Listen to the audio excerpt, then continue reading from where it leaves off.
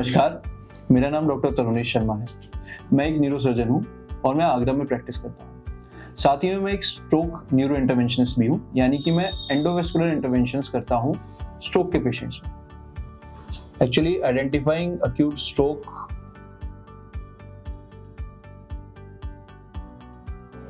Is not very complicated. मैं बताना चाहूँगा कि जो पेशेंट्स होते हैं स्पेशली उनको ये पता होना चाहिए कि स्ट्रोक को आइडेंटिफाई कैसे करें। It is not very difficult. हमने उसके लिए बहुत एक शॉर्ट सा एक सिंपल सा निमोनिक बना रखा है जिसे हम बोलते हैं बी फास्ट, ताकि वो इसको याद रख के और आगे समझ पाए। बी फास्ट मतलब balance for B, E for eye यानी कि vision, F for face, A for arm, S for speech and T for time. This means कि अगर बी फॉर बैलेंस मतलब अगर उनको चलने में कोई दिक्कत हो रही है या विजन में अचानक से दिक्कत होने लगी, एक तरफ फेस टेढ़ा होने लगा, उनका फेस में वीकनेस लग रही है, या सडनली किसी हाथ पैर में, आर्म या बोलने में अचानक से दिक्कत हो रही है, तो ऐसा कुछ भी सिम्टम है जो वीकनेस हो रही है, सडन ऑनसेट एकदम से हुआ, तो वो स्ट्रोक का लक्षण हो सकता है। एंड टी स्पेशली इसमें इसलिए ऐड किया गया है क्योंकि time is of main importance in stroke. So अगर ऐसा कुछ भी सिम्टम है तो हम स्ट्रोक को आइडेंटिफाई कर सकते हैं। एंड इन दैट केस किसी को भी ये हो रहा है तो इमीडिएटली अपने आसपास के हॉस्पिटल में या न्यूरोसर्जन, न्यूरोलॉजिस्ट, न्यूरो इंटरवेंशनिस्ट से मिलना चाहिए।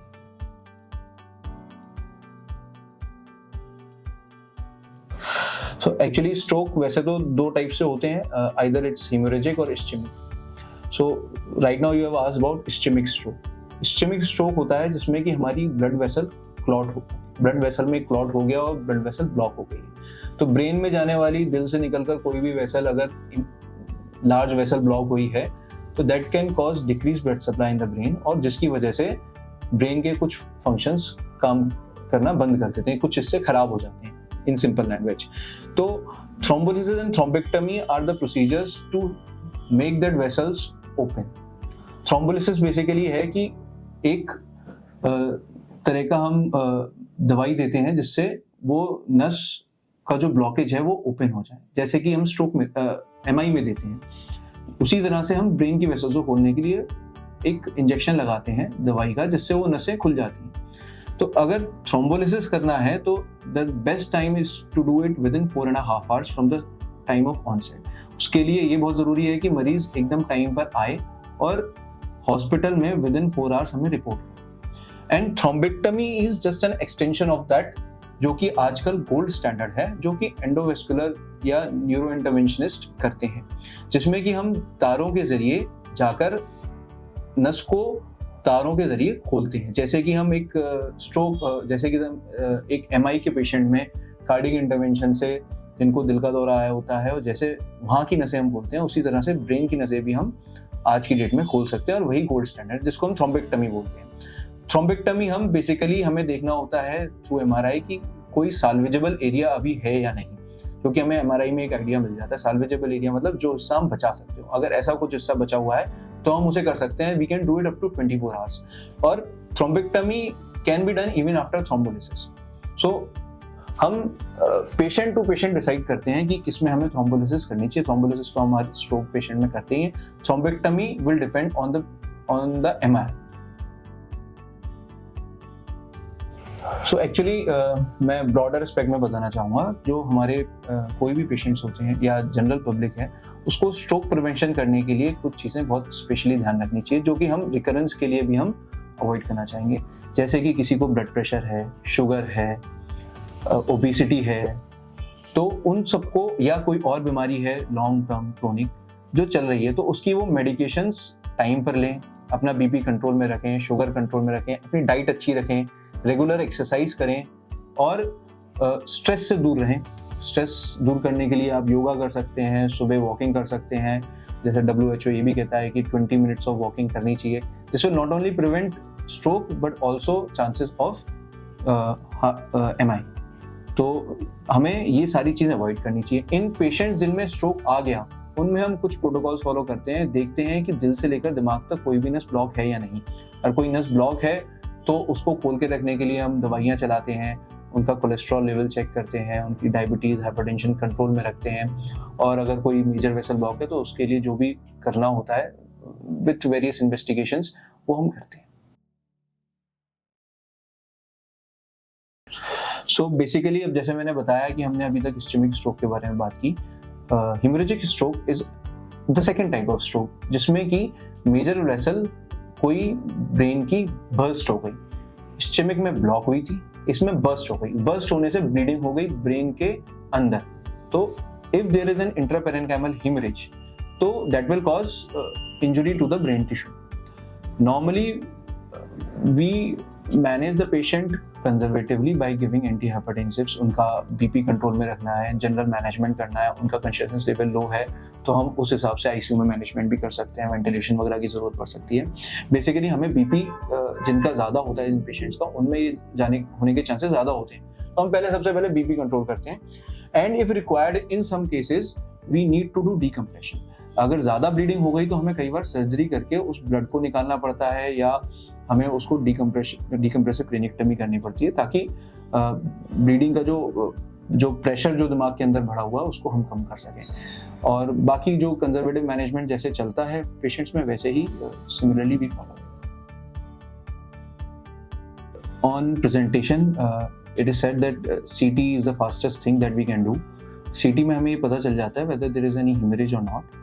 अगर कोई हेमरेज नहीं है that means it's an ischemic stroke clinically जैसे हमें लग रहा है। in that case we usually do MRI and CT perfusion। तो हमें उससे ये पता चल जाता है कि ischemic stroke अगर है तो उसमें perfusion का स्टेटस क्या है, and depending on that हम अपना मैनेजमेंट स्टार्ट कर देते हैं। further we also need angiography of the vessels, brain angiography to know the status of the vessels कि छोटी छोटी जो वेसल्स हैं ब्रेन की या बड़ी बड़ी वेसल्स हैं उनका क्या स्टेटस है। Plus we also need to do scans of the vessels from the heart to the brain. तो एक तो हम इको कराते हैं, कार्डियक इवैल्यूएशन कराते हैं कि कोई कार्डियक इशू तो नहीं था, कोई एट्रियल फिब्रिलेशन तो नहीं हो रहा था, कोई कार्डियक इशू हो जिसकी वजह से ये क्लॉट्स हो रहे हों, या हार्ट से लेकर दिमाग तक जाने वाली जो वेसल्स होती हैं जो कि हम बायलेटरल कैरोटिड डॉपलर करा के देख सकते हैं, जो कि नेक वेसल्स होती हैं। कहीं ऐसा तो नहीं कोई कैरोटिड स्टेनोसिस थी जिसकी वजह से स्ट्रोक बार बार हो रहा था। तो basically these are the most important investigations that we do for evaluation of those patients. बाकी जो जनरल इन्वेस्टिगेशंस हैं वो तो हम करते ही। Post stroke recovery starts from day one itself. हम फिजियोथेरेपी स्टार्ट कर देते हैं from the day one itself. सबसे इम्पॉर्टेंट फिजियोथेरेपी होती है because that is the thing that will help you recover fast. Physiotherapy के अलावा एज द टाइम गोज जिनको बोलने में दिक्कत है उनके लिए स्पीच थेरेपी कर सकते हैं। वी नीड समटाइम्स साइकोलॉजिस्ट और counselling is required because to recover from such a major event it is not only a very difficult task for the patient but also for the family. So counseling of the patient, counseling of the attendants and long term care is required in such patients. तो उनके लिए long term rehabilitation patients के attendant को सिखाना, patient को उससे adjust करने में help करना। So physiotherapy, speech therapy, counseling, occupational therapy in some cases later on, ये सारी चीज़ें हमें regularly follow up करनी होती हैं। So basically aspirin is used the most. For some patients we keep them on dual anticoagulants which may include aspirin and clopidogrel. So these are the two drugs which are preferred in the long-term management of the stroke patients. So basically in all patients cardiac evaluation is done to rule out any cardiac cause. The echo, Holter monitoring as advised by the cardiologist is done. First of all, ECG is seen, which is the primary thing to be seen. But echo and Holter monitoring are things that need to be done in such patients because arrhythmia patients maybe they are having AF, EF because aggravating the stroke, and for that Holter monitoring will help. Echo is the primary thing that all cardiologists do for such patients. So in all patients we take help of the cardiologist. Many patients do have hypertension which is refractory to a lot of drugs. In that also cardiologists are required to help. So it's always a team of cardiologists that are helping in all stroke patients. It's not just specific that ambulance, but if there is something else then we usually work as a team. there's not much to be done, but if we change our lifestyle a little bit, that can help reduce a lot of diseases. Stroke, MI, all are a category of diseases which are presenting more in today's life because of the sedentary lifestyle. So if we somehow start doing workout, a little bit of exercise, minimum of 20 minutes of walk in which you have sweating, and your diet, which you should always see. You should, if the patient is a diabetic, should not take sugar, less salts, and you should take more of vegetables, less of fatty diet, and things like that. And also you can do yoga and stress buster things so that your mental stress is less. So they help a lot. So lifestyle modification also includes a good sleep. So basically it's the old the ancient ways of living that were being said, that should sleep well, eat good food, do exercise daily, that if you follow in today's time also, that will stop the a lot of strokes can be avoided by these. There are a very steep rise in young strokes. Now it is said that it is not age related, it is lifestyle related, and today's lifestyle is very sedentary and very bad for our health. And most people of young age who have stroke are following this sedentary life. Their food habits, their exercises, their sleep pattern, their stress level, everything is so modified and so high that it is increasing the cause of stroke in such young patients. And I would still again say, सभी लोगों को रोज अच्छा खाना खाना चाहिए, fat कम लेना चाहिए खाने में, एक्सरसाइज ज़्यादा करनी चाहिए, और सोना टाइम पे चाहिए, और एक प्रॉपर स्लीप लेनी चाहिए. So basically counseling starts from the day one, and we don't know from day one that how much the patient will recover, because recovery depends on how early the treatment started. So that is why we say that one should reach the hospital as soon as possible. Awareness is more important in that. If people are aware, they'll reach the hospital early treatment will start, and less of brain tissue will be damaged. And I explain all patients that there is a damage in the brain tissue, but stroke people do recover these days.